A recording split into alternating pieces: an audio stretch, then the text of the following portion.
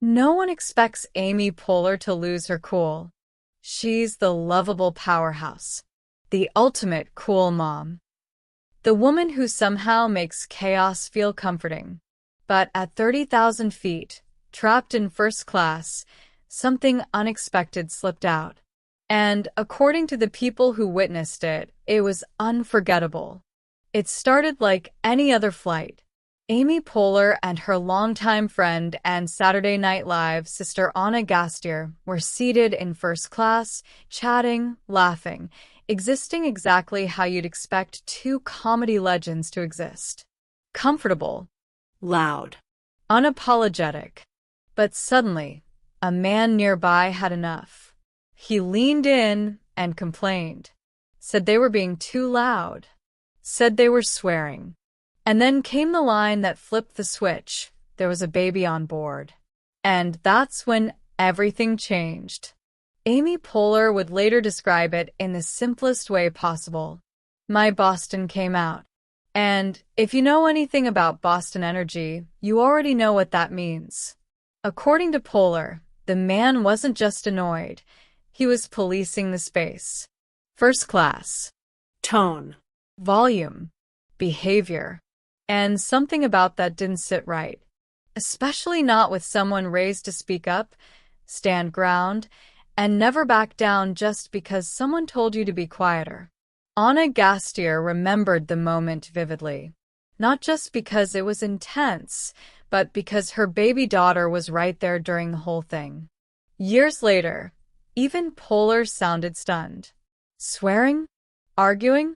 In front of a baby? And yet it happened. Midair. No escape. No pause button. Just raw, real energy unfolding between strangers. What shocked fans wasn't that an argument happened. It was who was in it. Amy Poehler has spent decades carefully and brilliantly shaping an image of warmth, humor, and emotional intelligence. She's the friend you want, the boss who listens, the character who diffuses tension instead of creating it. So hearing that she once got into a heated plane argument with a stranger over swearing and noise felt almost unreal. But according to Gasteyer, it was spectacular. She didn't describe it as awkward or uncomfortable. She called it the best thing she'd ever seen. And maybe that's because it revealed something Hollywood rarely lets us see. Before the awards, before the producer credits, before the perfectly timed late-night appearances, there was SNL. And SNL wasn't polite. It was pressure, chaos, long nights, loud voices, fearless personalities clashing and bonding at the same time. Poehler and Gasteyer didn't just work together, they survived that environment together. They learned how to hold their ground, how to speak up, how not to shrink themselves to make others comfortable. So, when that man tried to quiet them down at 30,000 feet, it wasn't just about noise. It was instinct, and that instinct followed Poehler everywhere. Even into roles that looked nothing like her real-life edge. Take Mean Girls. On screen, she played the ultimate cool mom. Laid back, clueless, the kind of parent who offers snacks and lets chaos slide. But behind that performance was someone sharp, assertive, fully aware of who she was and where she came from.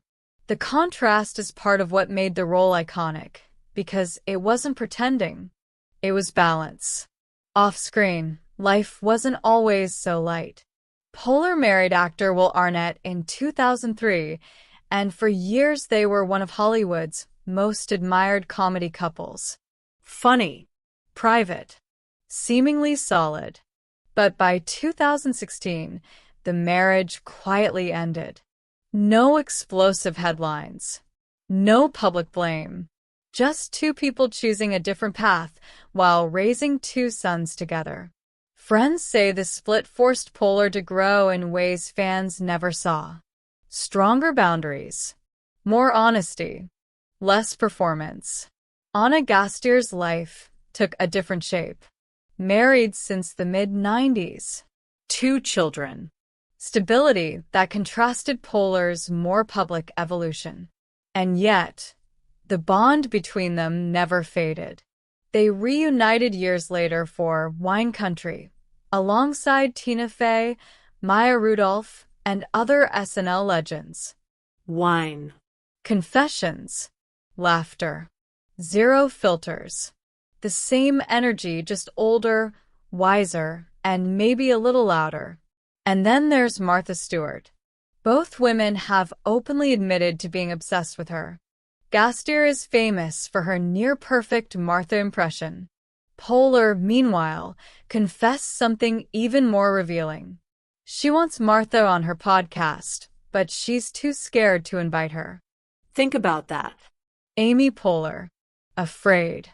It wasn't a joke, it was honest. Because even fearless people have their limits. And maybe that's why the plain story resonates so much. It wasn't a meltdown. It wasn't entitlement. It was a flash of authenticity. A reminder that behind the polished interviews and iconic roles are real people with instincts, tempers, and unfiltered reactions. Especially when they feel challenged. Especially when they feel judged. So the next time you see Amy Poehler smiling on screen, remember this. Somewhere between Boston and Hollywood, between First Class and real life, she's still the same person. And sometimes that Boston comes out.